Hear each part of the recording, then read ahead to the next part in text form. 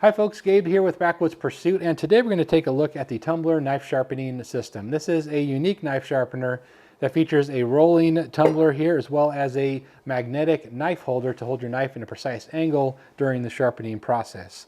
I'm going to go over briefly how it works as well as one tip that I came away with to make sure you get a sharp knife.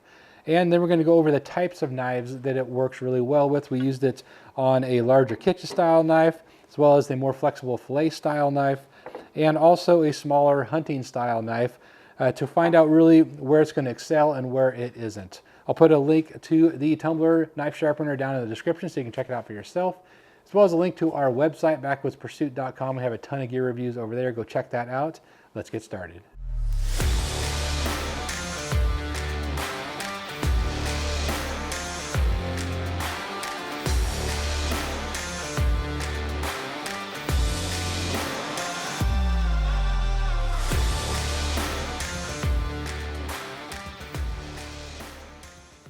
First, let's take a quick look at what the Tumbler knife sharpening system is and how it works. The two components you get here are the knife holder, a magnetic knife holder with 20-degree angle on one side and 15 on the other.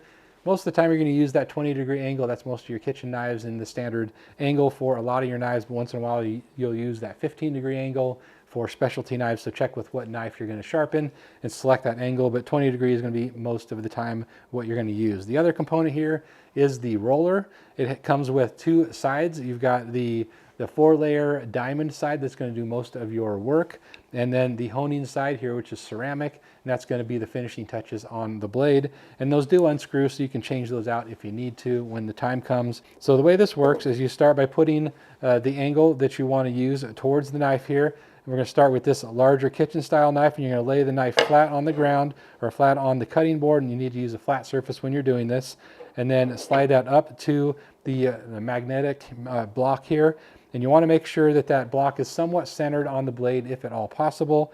You also need to make sure that that blade is not below the top of the magnet here, because the diamond stone there needs to be able to roll along the edge of the knife, not being interfered with by the block. So you're going to go ahead and do that. Select the right position for that magnet. Make sure it's down against the block or your wood block or your countertop or whatever you're using. And then grab the diamond side, and you're going to just start at the back of the knife and roll your way out to the tip of the knife. Now, the first time you're going to use this, it's going to take you 10 or so minutes, 5 to 10 minutes, depending on how dull the knife is. And what you're doing is establishing that 20-degree angle if you don't have that already, or really honing that angle so that it is going to be consistent. Your future sharpenings are going to be much quicker once you get that down. So you're going to do that a number of times, and then once that side of the knife is sharp, you're going to grab this and flip it around, do the other way here, and always be careful not to cut yourself, and then put it right up there onto the knife or onto the block again. You can start on either side, but I like to start on the handle side and work your way to the tip. Gives you a nice consistent edge there when you're using this sharpener. Now, one thing that I did identify, and this is the sharpening tip I told you I was going to give you, is that once this is on here, you'll notice that as we roll down to the tip of this blade, and this is even more prevalent when you're using a flexible style knife, something like this fillet style knife, anything that has a thinner steel to it, and it's going to flex as you roll that stone down towards the tip. This is even more critical. But it really does apply with every knife, because every knife has typically some kind of taper towards the end of the blade, and so you want to make sure you get that tip sharp as well. So when I first used this, I wasn't getting the tip sharp, and so what I discovered and learned here is that as you roll towards the tip of the knife, you want to turn the roller just a little bit towards the blade so that the stone stays in contact with the blade all the way to the tip. If you don't, if you just roll in a straight line, you'll see that you're going to miss that tip of the blade, and that is not going to get sharp. So what you want to make sure you do is roll down the blade and then angle that just a little bit, roll that a little bit of an angle as you get out to the tip, and then you're going to make sure you get all the way to the very tip of that knife. So that's something that I learned after playing with it a little bit and not getting that tip very sharp. It's pretty easy to see that the stone or the diamond does not contact that, so you want to go ahead and do that. Now, as far as the types of knives I found this to work really well with, the larger styles with the large blades here work real well, and anything that allows this the blade to be well above the block is going to work the best with this, because that way you can have the knife itself in full contact with the cutting board or the countertop that you're using, and you can go ahead and it'll hold that in place really well. One thing I did note is that the more stiff steel, so you have your blades that have no flex in them, are going to tend to want to obviously stay straighter better than the flexible ones, so you can get that tip sharper a little bit easier than with the flexible blades. So that's one thing I noted there. Now, one thing I noticed when sharpening knives that are a fillet style knife like this, that have a shallower belly and they are more flexible, is that there are a couple things you have to do to get a sharp knife with the tumbler here.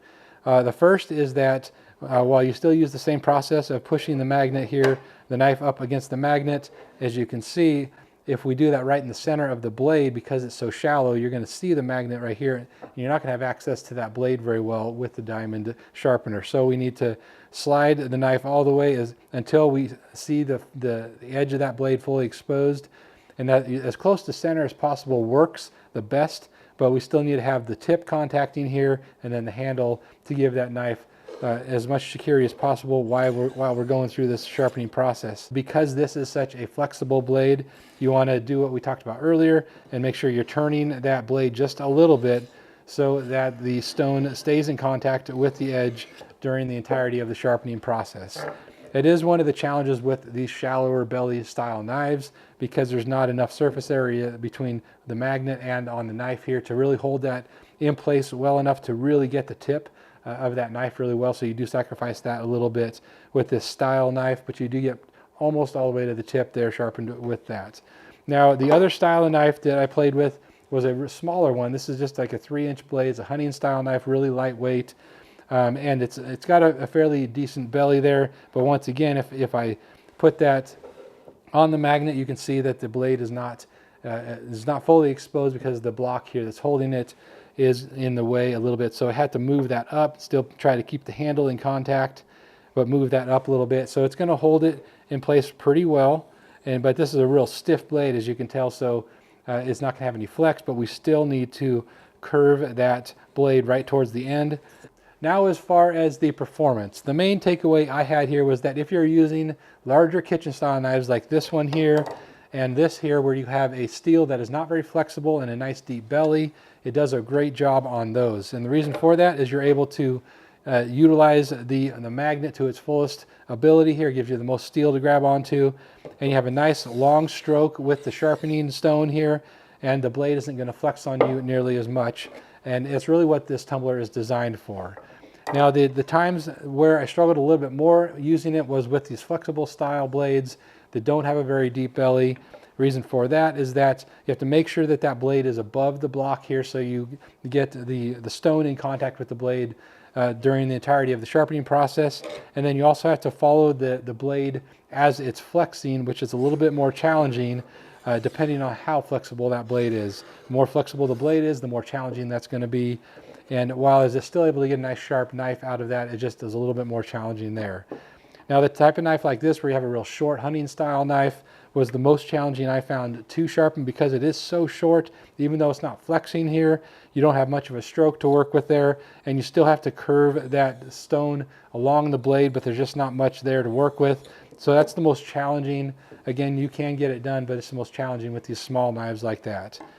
So that is the Tumbler knife sharpener. I'll put a link to this down in the description so you can check it out for yourself. If you're interested, drop any questions or comments. Love to help you out if we can. Thanks for watching, and we will see you next time.